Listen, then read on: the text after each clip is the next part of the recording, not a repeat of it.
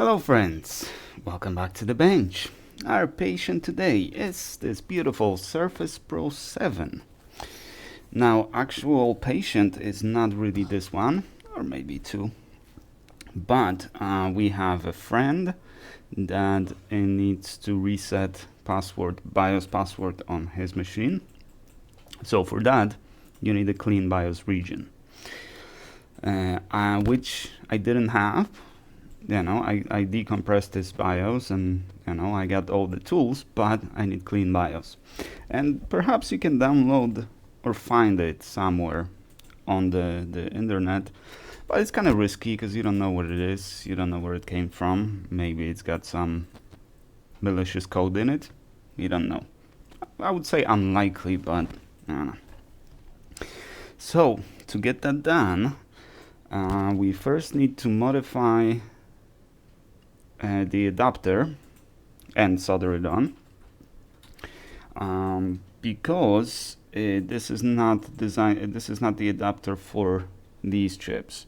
So what I do is I just grind off this side of the pins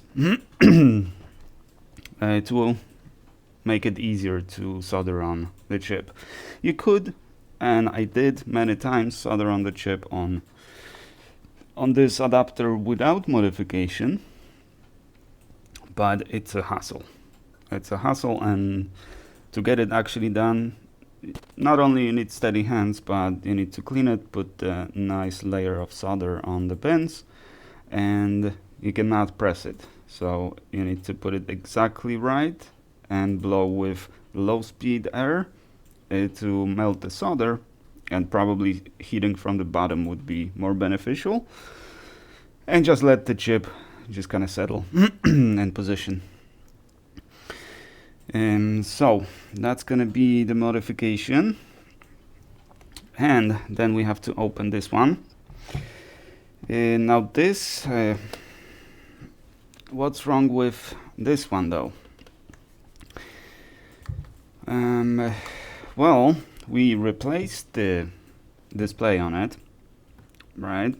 And it worked beautifully for a while. Actually, it still kind of works. But as I was using it for watching Netflix and regular work, as it heats up, the adhesive just let loose over here. So the screen is coming apart. Yeah, I can just lift it right now at the bottom. Sorry, at the top, because that's where the heat is gonna go, which in turn caused the digitizer to stop working in this area, in the center. So it works on the right, it works on the left, but not in the center. That's not a fault of the digitizer, it's the fault of the adhesion. It's not adhered to the frame anymore, which in turn is going to make it easy to open. Second issue that I have with it is the battery. The battery does not hold the charge as it's supposed to. So the battery is probably half of the battery is dead. So there are, I think, 4 cells on this one. So probably 2 cells are not working. So it's working on just 50% of its capacity. Which kind of, in these computers, it's kind of important. They're just made for being mobile and being used, in the field. So you just kind of expect them to work. So without the right battery, or without the good battery, they're kind of useless. Now, today is my day 7, so let's review day 6. Okay. At this point, I also listened to some experts on the subject, like channels like Life After Layoff and plenty other channels. And the conclusion is that people are just not quitting their jobs anymore. They're holding on to their jobs. For that reason, there's just no jobs out there. At least in my profession. I don't know about other professions, but I hear that it's also not the best. But especially in my profession, software engineering, there's just no jobs out there. So it's getting really depressing. I actually found it really difficult to get up this morning. This is my second coffee. No milk, because I don't have milk. And milk is not in my budget anymore. So I'm just trying to wake up. I went to bed around 8:30 in the evening. I get up at 5 a.m.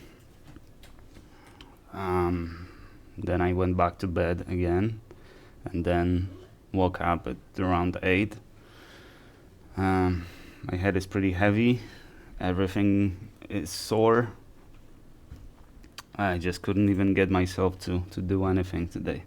And I have a huge list of things that I want to get done today. So it's not going to be easy. But let's focus on the positives.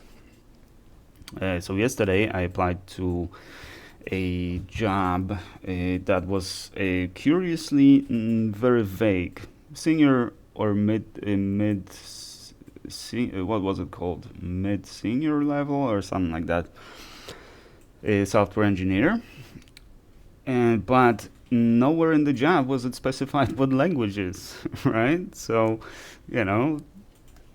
I mean, as I said before, for senior position, I can be dropped into the, ecosystem and the language that I have almost no experience with, or, never really used in professional settings. I wouldn't, that wouldn't be a good fit. I don't feel it would have been a good fit. A lot of knowledge is transferable between the languages and stuff, but still, to be proficient, you need some experience.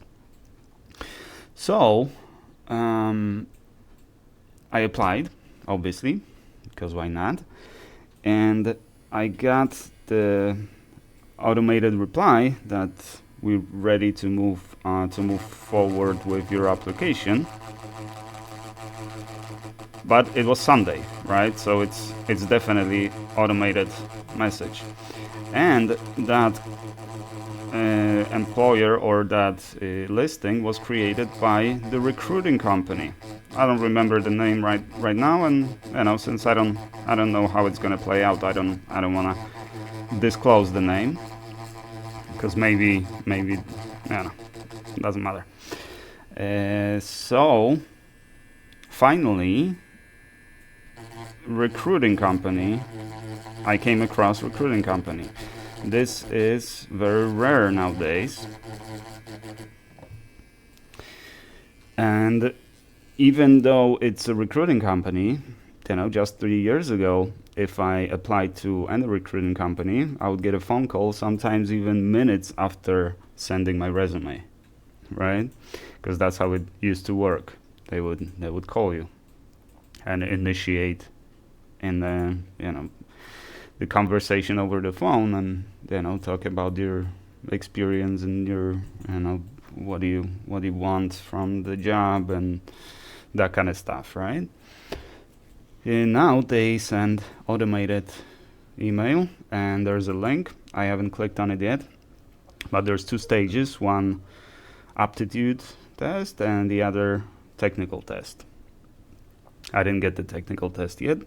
First I gotta click on this link. So even this process is automated.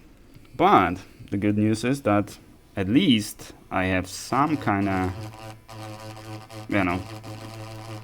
hope that they will they will be more efficient with, you know, offer finding than I am. Because at the moment, you know, I applied to pretty much all the listings that were there, and it's a handful. By handful, I mean maybe 50 in total. You know, back in the day, it was 500. You would never even get to the page number 5 of listings before getting a job. You know, it was very easy to find a job. Well, maybe not very easy. It was still relatively hard, but nothing like nowadays. Nothing like this.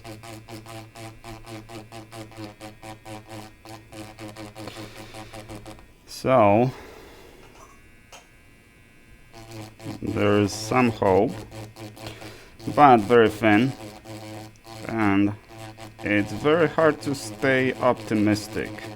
And I'm getting, so right now I'm on day 7, so until the day 14 or maybe even day 20, yeah, but probably day 20, I'm still, so the severance agreement gives you a 2-week paycheck, right? So I'm still technically living off of the severance. On top of that, I was capped on PTO, so that was like 2 paychecks, pretty much, almost 2 paychecks,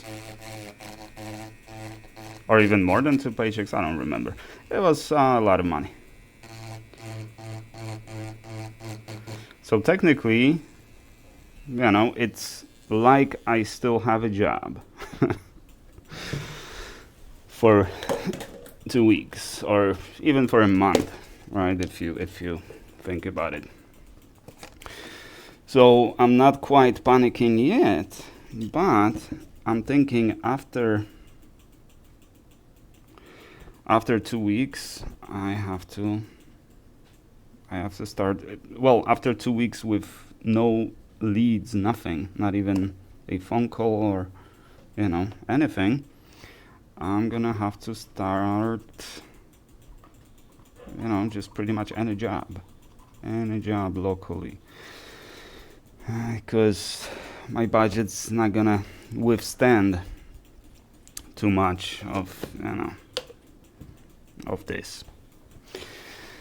I mean, it could, but, you know, I don't wanna get rid of all my savings, right? So I was thinking just, you know, just the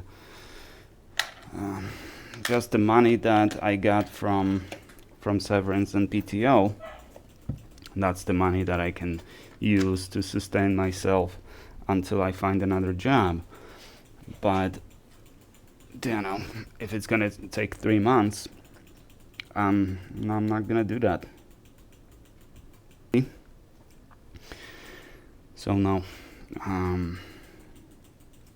I cannot afford to be out of work for this long. Yeah, it sucks, but what are you gonna do?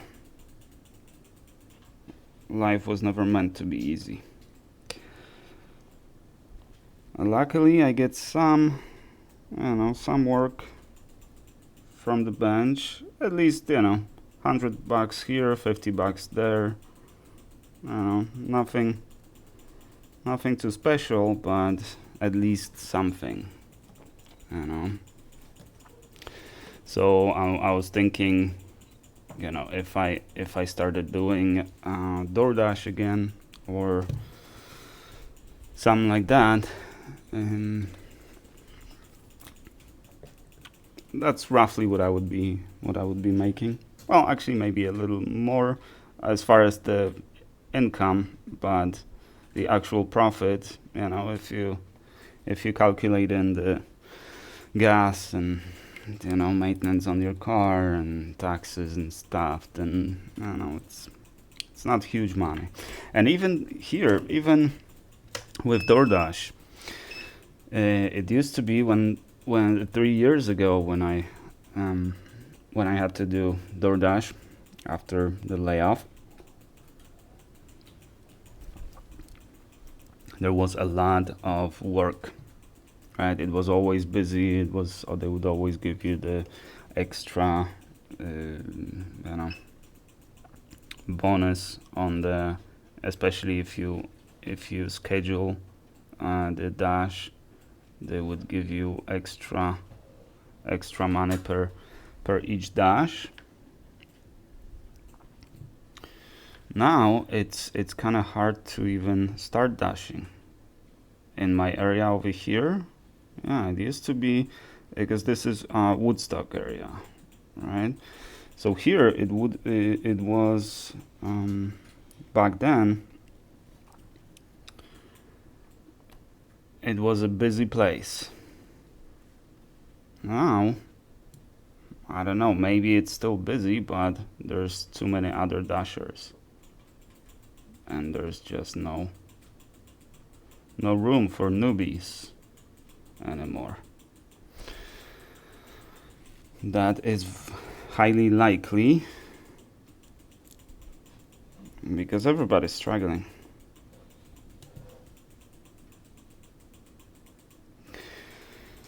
That's what I'm suspecting. I'm not in the position to do stuff like that right now. But, what are you gonna do? It's the dog. Barky, I call him.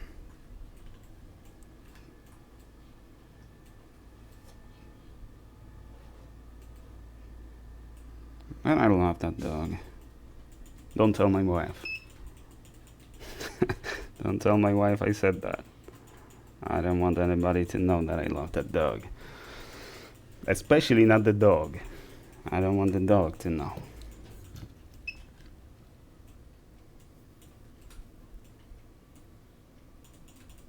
But I think he does know. At night, he usually sleeps in the bed with us, and he always cuddles with me. So I think he knows. Even nowadays, when I give him a bath, it used to be that he would be shaking, like really hard, shaking in the bathtub. And now obviously he still doesn't like baths.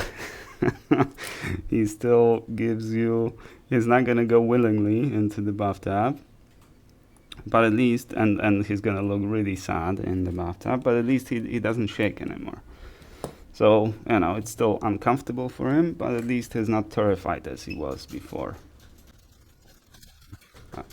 The son is playing some very intense game, as you can hear. It's like working in the office, you have a colleague here, colleague there, and you hear everybody clicking the buttons.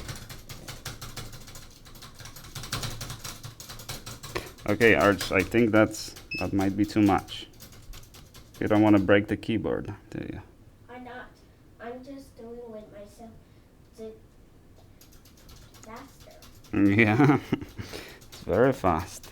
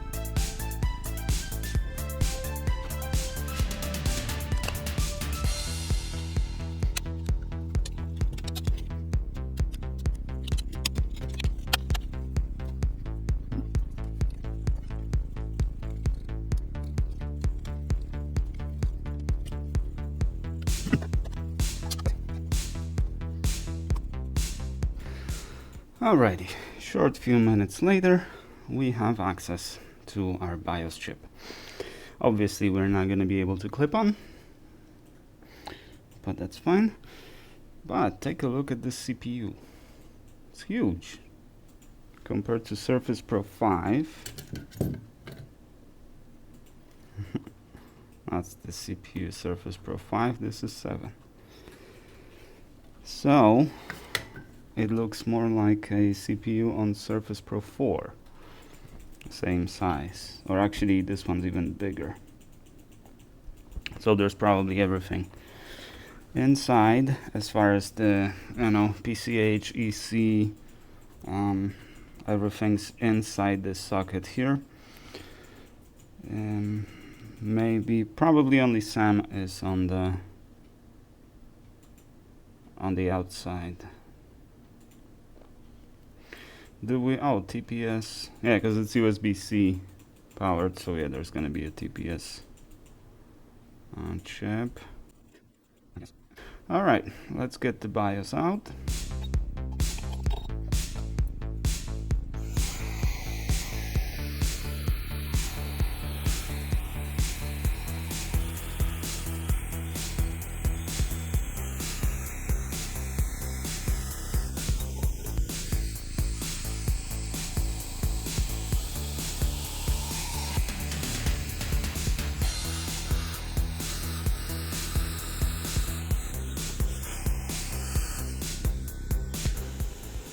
The BIOS chip was glued in.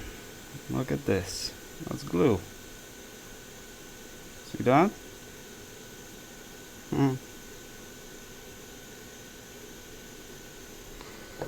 That kind of sucks. I had to set the full airflow, obviously, but at 380 it wouldn't go, at 400 it wouldn't go. I had to go up to 450. I mean, in general, it's, on the machines, on the mobile machines, in general, it's a good habit to glue the chips on. But I would expect, big chips like SSD, like RAM chips.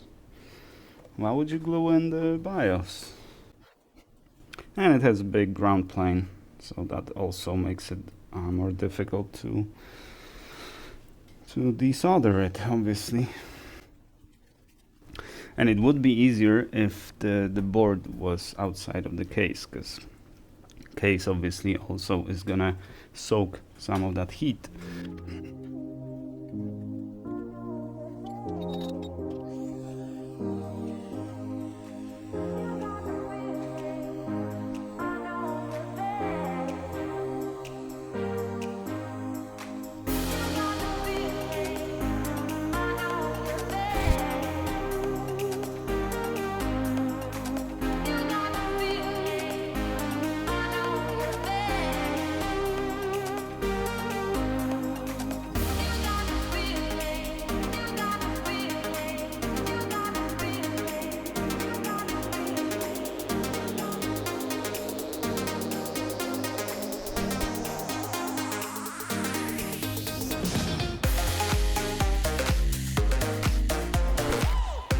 Alrighty, so we have a clean BIOS. Now let's get fit 13. That's the version that we need, and let's open the clean BIOS.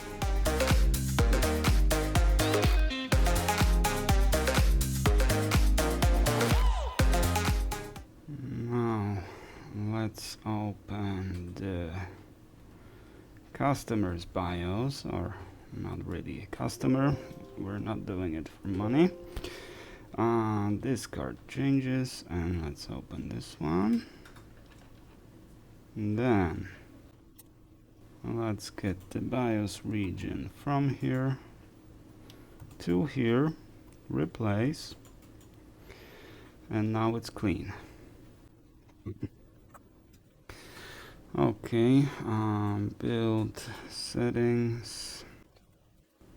Let's not generate intermediate files and build image. Yes. Okay. And our out image is our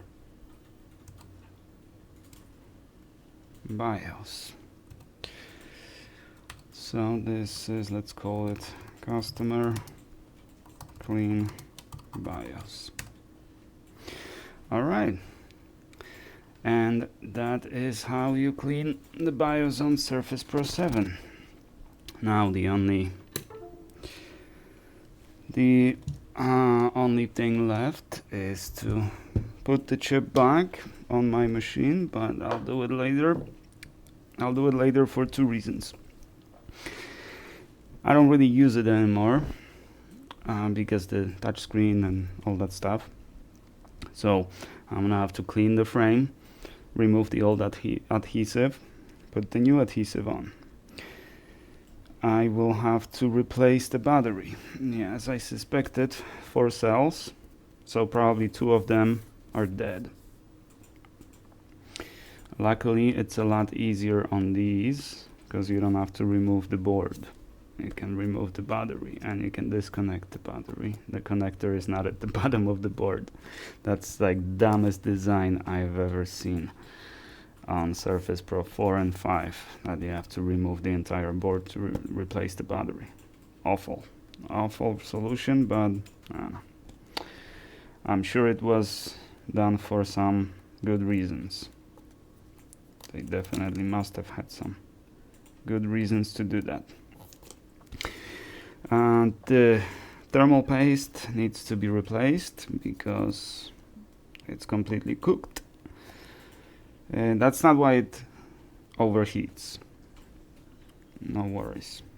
I mean, if it's overheating, the whole frame is heating up. That means the temperature is being taken from the CPU to the heatsink and to the entire frame. There is no fan, so it's supposed to get hot. It's supposed to get pretty warm. And this is like i7 CPU maybe, at least i5, and I don't know. It's supposed to be heating up. But for this size, I would expect the fan to be there. That's the size we have on Surface Pro 4, and there is a fan on them. Well, anyways, I hope you found that useful. Let's conclude the day 6 video. Thank you guys very much for watching. I appreciate you. And I shall see you in the next one.